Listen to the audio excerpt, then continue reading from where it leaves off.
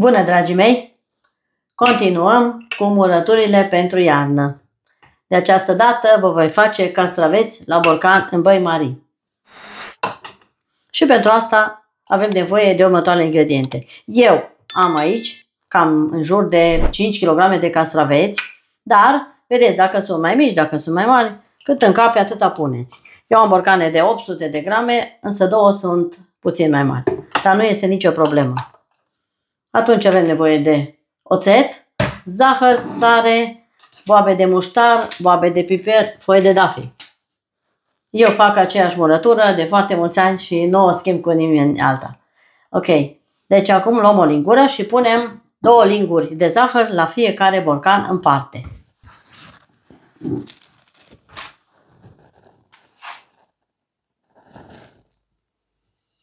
Punem zahărul direct peste castraveți.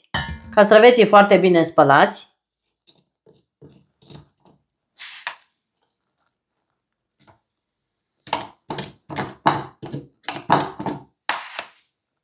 Punem să intre zahărul peste tot, pentru că prin fierbere ei oricum își iau zahărul și sarea se dizolvă. 2 linguri mari de zahăr.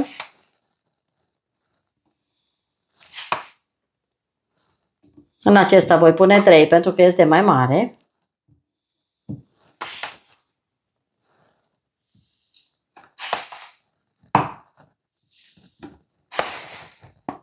Așezați frumos în borcane. După care, foarte simplu, punem zahărul, sarea și celelalte mirodenii. Punem oțet, punem apă rece. Acoperim borcanele. Punem capacele. Și le punem în oală. Dăm drumul la foc, punem apă peste borcane până la lunga aceasta de aici. Și le lăsăm la fier pentru circa 20-30 de minute. La foc moderat. Vedeți cât sunt de simple aceste rețete. Și sunt garantate 100%.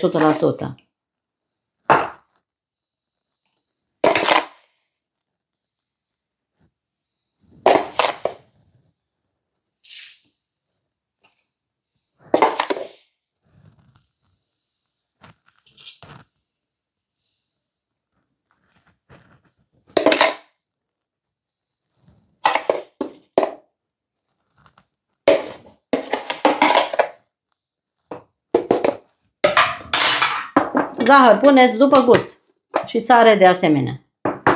Acum punem și sarea.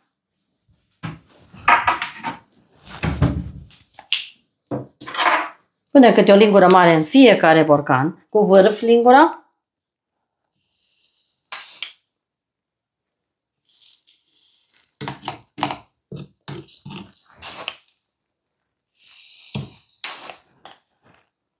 Încercați această rețetă și nu veți da greș niciodată. Este foarte simplu de făcut și sunt foarte delicioși. Scrieți-mi în comentarii de unde mă urmăriți. Să vă salut!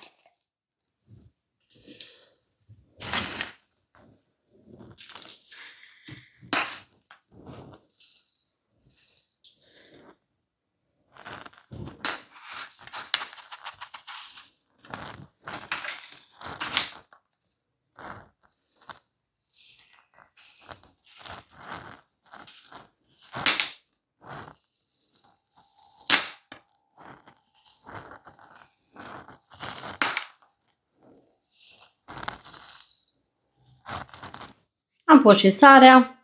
Acum scuturăm puțin borcanele.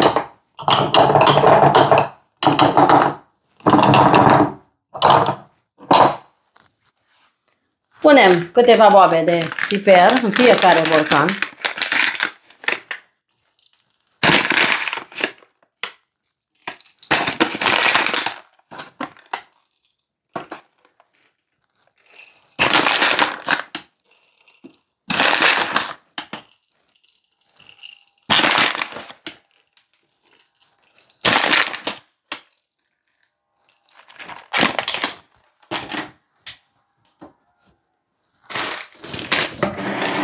Punem câte o foaie de dafin.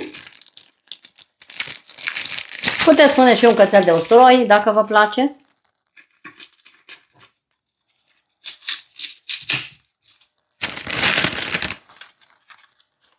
Punem în fiecare borcan foaia. Atât de simplu încât nu există altă rețetă mai simplă ca aceasta de castraveți pentru iarnă. Dafinul o să-i dea un gust mai aparte, mai bun.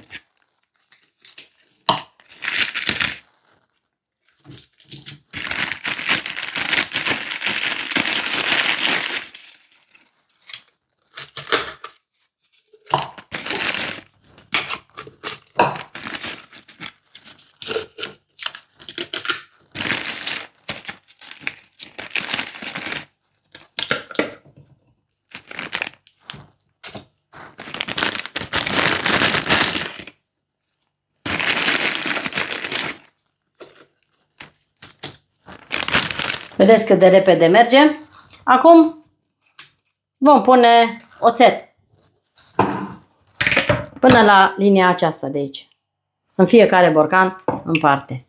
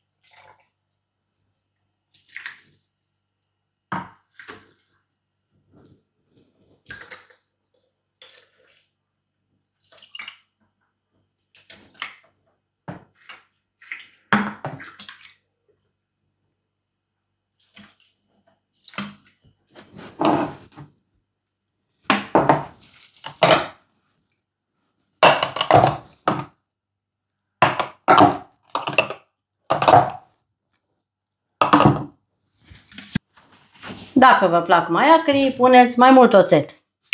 Acum vom completa cu apă rece-rece. Punem și apă rece peste castraveți până sus. Lăsăm doar puțin loc.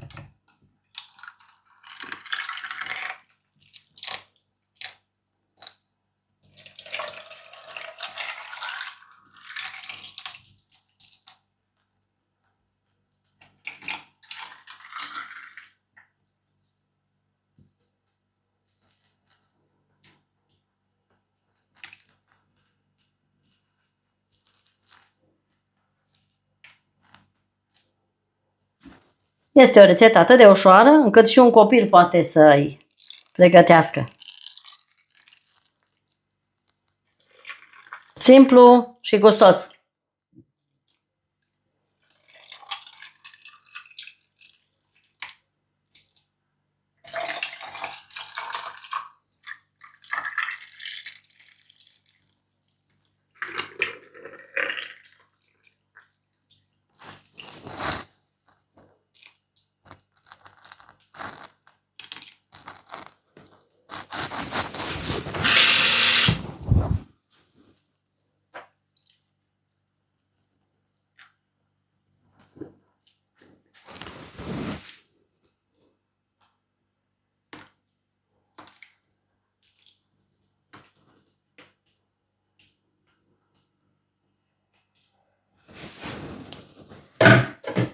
Asta este tot. Foarte simplu. Acum vom pune capacele pe care le înfiletăm foarte, foarte bine, pentru că altfel nu funcționează, și așezăm în oală.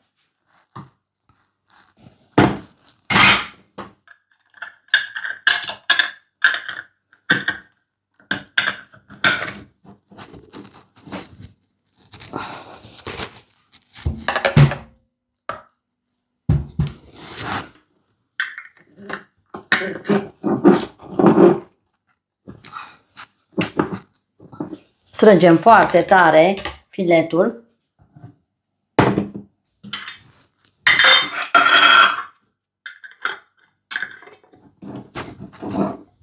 Borcanele sunt bine sterilizate în cuptor.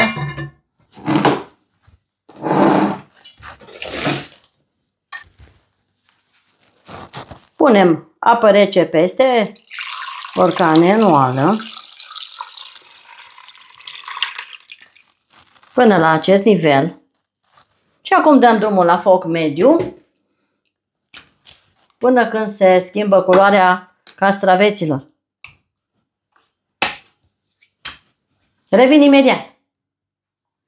Dragii mei, borcanele le-am sterilizat. Am pus câte 3-4 într-o oală. Așa arată. Arată foarte bine și au schimbat culoarea. Fără conservant. Aceștia sunt castraveți bulgărești. Ați văzut cât de repede se prepară. Arată extraordinar de bine. Îi putem ține timp îndelungat. Nu numai un an, și mai mult de atât. Sunt foarte bine capsați, foarte bine sterilizați, așa că vă invit să pregătiți aceste bunătăți. Castraveți bulgărești făcuți foarte repede. Vă mulțumesc că ați fost cu mine până la sfârșitul acestei rețete și dacă aveți gusturile mele, încercați. Aici puteți să adăugați extra, de exemplu, morcov, ceapă, usturoi, știu eu, mărar, uscat. Eu n-am pus, eu vreau natural să fie. Așa că până la următoarea noastră revedere, eu vă spun toate cele bune. Pe curând!